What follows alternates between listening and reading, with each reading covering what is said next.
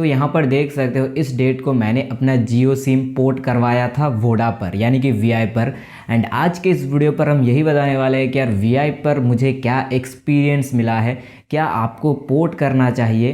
तो अभी पोर्ट करने के बाद कुछ सवालों के जवाब मैं देने वाला हूँ एंड आपको भी आंसर मिल जाएगा आपके सवालों के भी कि यार हमें क्या सच में पोर्ट करना चाहिए वीआई पर, और कुछ पॉइंट के ऊपर बात करूंगा। तो जैसा कि इन सभी पॉइंट के ऊपर बात करूंगा मैंने क्यों अपने जियो सिम को वीआई पर पोर्ट किया।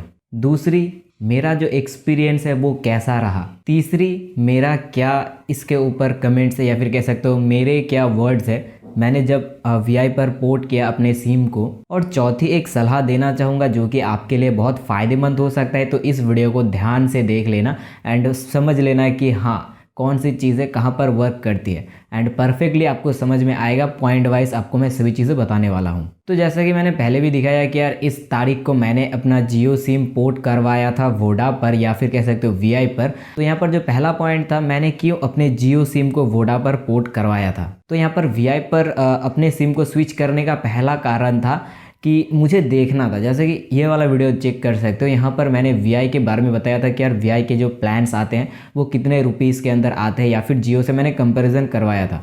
तो यहाँ पर बेसिकली अभी बताने से कुछ नहीं होता, जैसे कि उसका एक्सपीरियंस भी आपको लेना चाहिए। मुझे सिर्फ प्लान के बारे में पता था एंड मैंने दोस्तों के साथ थोड़ा बहुत बात करके वो सभी चीज़ें देखी थी कि यार कैसा उसका सिम वर्क करता है।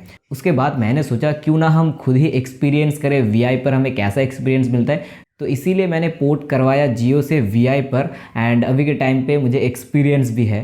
दूसरे कारण ये थी कि मुझे जो कॉलिंग है वो ज़्यादा नहीं चाहिए था। बेसिकली मुझे ज़्यादा एक्सपीरियंस चाहिए था डेटा का। एंड वीआई पर मैंने वो चीज़ देखा था कि वहाँ पर आपको डेटा थोड़ा ज़्यादा ही देखने को मिलता है। एंड मेरा जैसे कि पता है आपको, मैं यूट्यूब वीडियोस अपलोड करता रहता हूँ, यूट्यूब वीडियोस वगैरह देखता रहता हूँ। तो उसके लिए मुझे डाटा जो है वो बहुत ज़्यादा ही चाहिए था। तो इसीलिए जो डेटा है वो ज़्यादा रिक्वायरमेंट होने की वजह से ये दूसरी कारण है कि उसके वजह से भी मुझे वीआई पर जाना था। एंड सक्सेसफुली अभी मैं वीआई पर भी आ चुका हूँ, यानी कि वीआई सिम पर। बात करें दूसरी पॉइंट की, एक्सपीरियंस क्या रहा मेरा वीआई सिम को लेकर। तो यहाँ पर मैं कुछ अच्छी चीज़ों के बारे में बात करूँगा जो कि मेरे साथ अच्छी एक्सपीरियंस रही। एंड दूसरी तो मेरे साथ कुछ बुरी ही एक्सपीरियंस रही जो कि मैं अभी बताने वाला हूँ। बात कर लेते हैं अच्छे एक्सपीरियंस से। तो यहाँ वीआई पर एक सबसे बढ़िया चीज़ लगी वो है डेटा का जो प्रॉब्लम है वो यहाँ पर नहीं होता है। क्यों?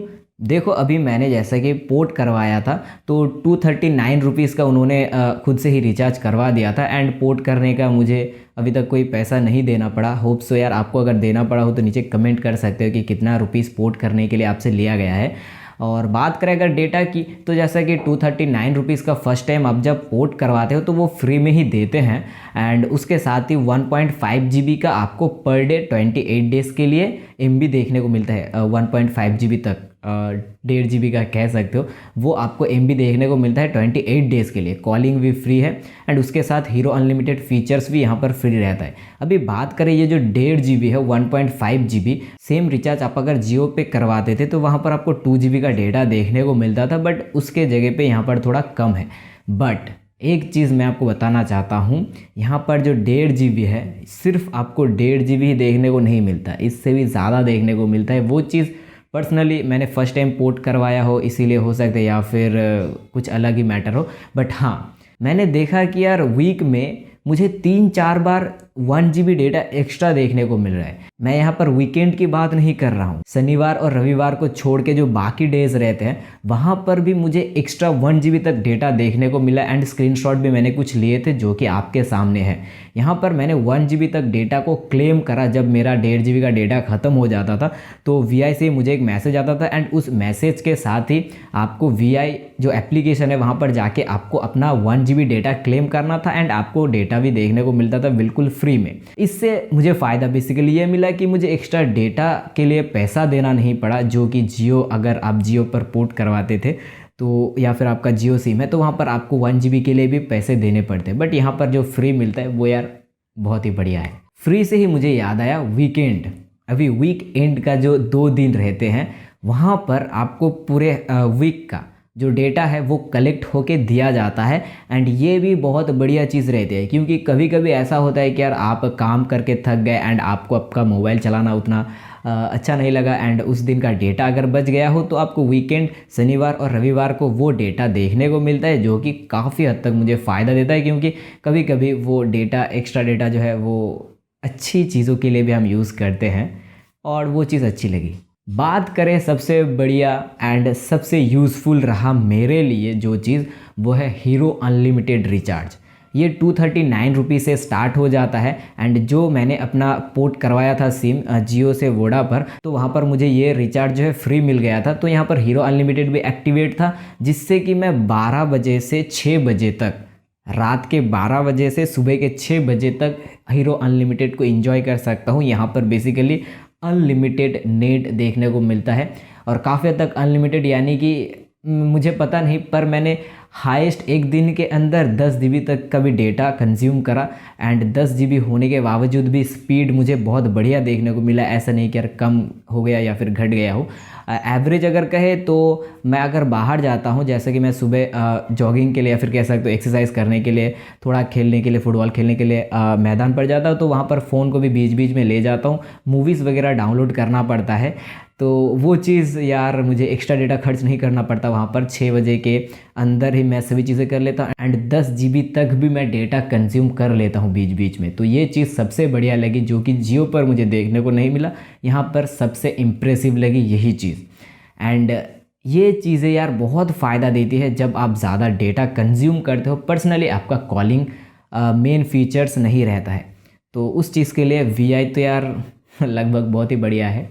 तो अभी जैसा कि मैंने कुछ अच्छी चीज़ों के बारे में बात करा, यार चलो कुछ बुरी चीज़ें के बारे में बात करते हैं। ऐसा नहीं कि वो बुरी चीज़ मैं ज़्यादा हाईलाइट कर रहा हूँ, जो मैंने एक्सपीरियंस करा वो एक्सपीरियंस आपके साथ जस्ट मैं शेयर कर रहा हूँ, जिससे कि आप भी अगर वीआई पर पोर्ट करवाते हो अपने सिम को, तो उसके बाद आपको पहले से ही मालूम हो कि कौन सी मुझे प्रॉब्लम देखने को मिलेगी। फर्स्ट जो सबसे ख़राब है वो है कॉलिंग। सच में यार जियो पर हमें HD कॉलिंग का सपोर्ट मिलता था एंड नो डाउट वो कॉलिंग सबसे बढ़िया, यानी कि मैं कह सकता हूँ अभी तक का सबसे बढ़िया कॉलिंग फीचर मुझे जियो पर देखने को मिला। उससे ज़्यादा HD कॉलिंग कहीं पर भी, कौन सी भी सिम पर भी आपको देखने को नहीं मिलता। एंड सेम एक्सपीरियंस अगर हम यार वीआई के साथ जाए, तो जैसे कि ये ऑडियो रिकॉर्ड थोड़ा सुन सकते हो। সুপারম্যান আর ভার্সেস কি বলে ব্ল্যাক অ্যাডামের হবে টক্কর, একদম দেখার জন্য একদম এক্সাইটেড।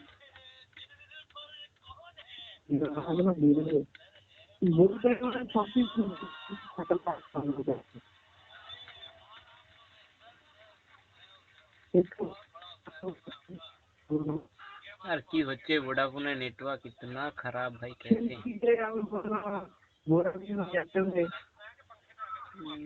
कॉलिंग नेटवर्क इतना खराब।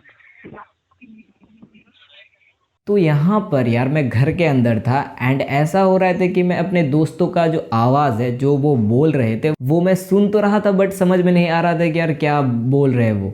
एंड बीच बीच में ऐसा भी होता है। एंड अभी के टाइम पे ऐसा हुआ कि लगभग 10 दिन 12 दिन यूज़ करने के बाद जो कॉलिंग है वो थोड़ा इम्प्रूवमेंट लगा। पता नहीं वो ऐसा क्यों था, पहले स्टार्टिंग पर जब मैंने पोर्ट करवाया था तो 2-3 दिन के अंदर यार एकदम घटिया कॉलिंग मुझे फीचर देखने को मिला। मतलब साउंड ही मैं अच्छी तरीके से सुन नहीं पा रहा था, जो ओपोनेंट कह रहा है वो समझ में नहीं आ रहा है, तो भाई मैं उसे रिप्लाई क्या दूँ।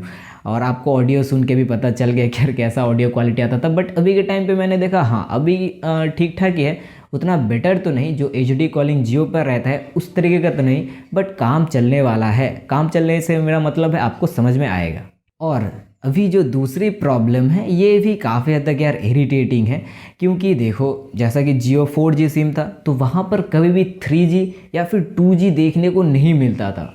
वो सिर्फ 4G पर ही चलता था, या फिर कह सकते हो उसका जो टावर है वो 4G पर ही दिखाता, चाहे वो एक हो या फिर 4-5 टावर हो। बट यार हाँ वो 4G पर ही स्पीड को पकड़ के रखता है। बट अगर हम बात करें यार VI की, तो यहाँ पर भाई ऐसा नहीं है। यहाँ पर पूरी केस ही उल्टी है। यहाँ पर आपको कभी 2G स्पीड देखने को मिलता है, कभी 3G स्पीड देखने को मिलता है, कभी 4G।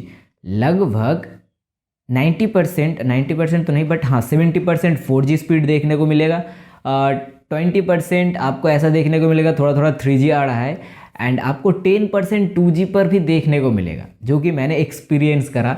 बीच बीच में 2G हो जा रहा है सिम, तो वहाँ पर नेटवर्क तो आ ही नहीं रहे भाई, और मैं डेटा जब कंज्यूम करता हूँ तो ये चीज़ मुझे सबसे घटिया लगी। हाँ ऑब्वियसली कहीं कहीं जगह पर 4G बहुत बेटर रहता है, एंड किसी किसी जगह पर तो यार 2G जब हो जाता है तो स्पीड एकदम ही गुल। यहाँ पर आपको डाउट होता है कि यार 10 kbps का भी आपको स्पीड मिलेगा या नहीं, बट हाँ वो चीज़ थोड़ा इरिटेटिंग लगे। अगर वो सिर्फ 4G पर ही अटकता, या फिर कह सकते हो 4G पर ही उसके जो नेटवर्क्स है वो काम करते, तो थोड़ा बेटर स्पीड आपको और देखने को मिलता। तो यहाँ पर प्रोज एंड कॉन्स का भी डाउट आपको क्लियर हो गया। बात कर ले यार मेरे वर्डिक्ट की, या फिर कह सकते हो मेरा क्या इसके ऊपर ओपिनियन है। देखो ओपिनियन सिंपल सा है, अगर आपको ज़्यादा डेटा चाहिए और कॉलिंग उतनी आपके लिए मैटर नहीं करती, आपके भी अगर गर्लफ्रेंड्स नहीं है तो सिंपल सा आप यहाँ पर VI पर ही जा सकते हो, क्योंकि यहाँ पर आपको कॉलिंग फीचर्स ज़्यादा बेटर देखने को ना मिलने के बावजूद भी आपको यहाँ पर डेटा बहुत बढ़िया देखने को मिलता है। आपको डेटा का उतना प्रॉब्लम नहीं होगा। आप अगर 239 रुपीज़ का रिचार्ज करवाते हो और आपको वीकेंड का भी जो डेटा है वो देखने को मिलता है, और उसके बाद हीरो अनलिमिटेड डेटा है, और आपको हफ्ते में 2-3 GB तक एक्स्ट्रा डेटा भी देखने को मिलता है अगर आप 1.5 GB का भी रिचार्ज जो कि 239 रुपीज़ पर आता है ये करवाते हो। और भाई आपका अगर पहला ही प्रायोरिटी है कॉलिंग एंड आपकी भी एक गर्लफ्रेंड है, तो आप यार सिंपल सा जियो पर जा सकते हैं, क्योंकि जियो पर कॉलिंग बहुत बढ़िया मिलता है। आप अगर खुसुर फुसुर भी बात करोगे तो वो भी सुनाई देगा। उसके साथ ही यार आप अगर यही सेम प्लान अगर रिचार्ज करवाते हो तो 2 GB तक डेटा देखने को मिलता है, एंड आपके लिए वो चीज़ बेटर रहता है। बट मेरे लिए यार VI बेटर रहा, अभी तक भी बेटर है, क्योंकि डेटा का उतना कमी मुझे देखने को नहीं मिला। तो यही मेरी ओपिनियन थी। तो लास्ट में आपको सिर्फ यही एडवाइस देना चाहूँगा कि आप अगर जियो सिम चला रहे हो एंड VI पर पोर्ट करवा रहे हो, और अगर आप VI सिम चला रहे हो एंड जियो पर पोर्ट करवाने जा रहे हो, तो सिंपल सा आप अपने चारों तरफ या फिर थोड़े एरिया के अंदर देख लेना कि यार कौन से नेटवर्क्स आपको ज़्यादा देखने को मिलते हैं। अगर वहाँ पर जियो आपको देखने को मिलता है तो ऑब्वियसली आपको जो जियो का एक्सपीरियंस है वो बेटर मिलेगा। अगर वहाँ पर वोडा का या फिर VI का जो टावर है वो है, तो वहाँ पर एक्सपीरियंस भी आपको VI का बेटर मिलेगा। मेरे एरिया में तो यार दोनों ही है, तो इसीलिए उतना प्रॉब्लम नहीं होता है। बट यार आपको ध्यान में रखना है कि यार आपके एरिया पर कौन सी चीज़ें हैं, तो वो चीज़ ध्यान में रख के आप अपने सिम को पोर्ट करवा सकते हो सकता है VI मैंने बता दिया बेटर है,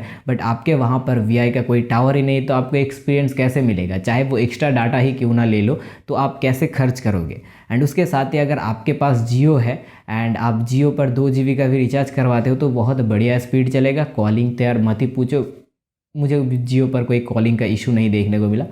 तो यही थोड़ी चीज़ें मैंने आपको बतानी थी, एंड आई होप यार आपको ये चीज़ें समझ में भी आ गया होगा कि यार कौन सी चीज़ आपके लिए सही हो सकती है। एंड अगर आपको ये वीडियो पसंद आया है तो ये वीडियो भी देख सकते हो, जैसे कि साइड पर ये वाला वीडियो, क्योंकि यहाँ पर मैंने बताया कि यार जियो एंड वोडा के अंदर कौन से रिचार्ज प्लान अलग अलग है, एंड उस हिसाब से भी आप अपने जियो सिम को पोर्ट करवा सकते हो। बट यार हाँ, वो वीडियो भी पूरा देख लेना, समझ लेना, एंड जो चीज़ें मैंने बताई वो चीज़ नोटिस करने के बाद आप अपने लाइफ के अंदर अप्लीमेंट करना, या फिर कह सकते हो सिम के अंदर अप्लाई करना।